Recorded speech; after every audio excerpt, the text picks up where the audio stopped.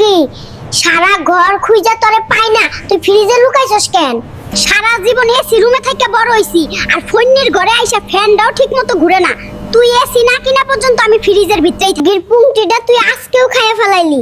আমার পছন্দের জিনিস তুই ইচ্ছা করে খাইয়া ফেলাস। ম্যাডাম, বিল এসেছে 2 লক্ষ টাকা।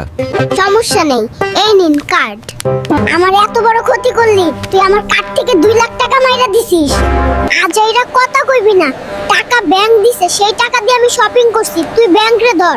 একটা চিকেন কেন আর একটা কি আনতে আনতেই খাইয়া ফেলাইছো? ওই একদম বাজে কথা কইবি না, আমার টাকা নেই তাই একটা কিনছি, দুইজন ভাগ করে খামু। খাইলে খা, না খাইলে খাই। সরকার আপনাকে বেতন দেয় আর আপনি ডিউটি না করে গেম খেলছেন, আপনার নামে অভিযোগ দিব। চাইপা যাও, না তো মুরগি চুরির মামলা দিয়া ডিম থেরাপি দিব। আছে, তাই একটা সিটি স্ক্যান করতে হবে। আমি একটা ডিসকাউন্ট দিচ্ছি। বাদ দাও তোমার সিটি স্ক্যান। টুনটুনি একদিন অনলাইনে আসেনি, তাই আমার মাথা ব্যথা। স্যার, আপনি নাকি নকল করে পাস করেছেন।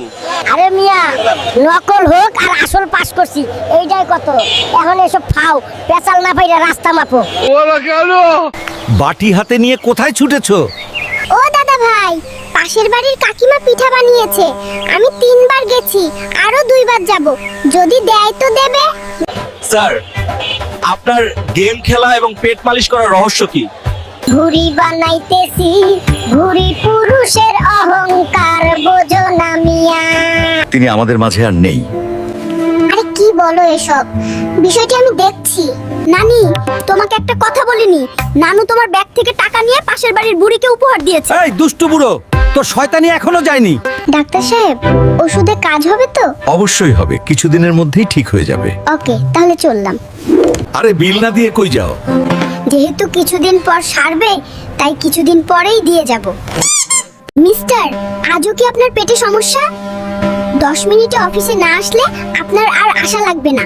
রাস্তায় হঠাৎ গাড়ি পল্টি খেয়েছে, এখন হেঁটেই রওনা দিয়েছি। স্যার, এখনই চলে আসছি।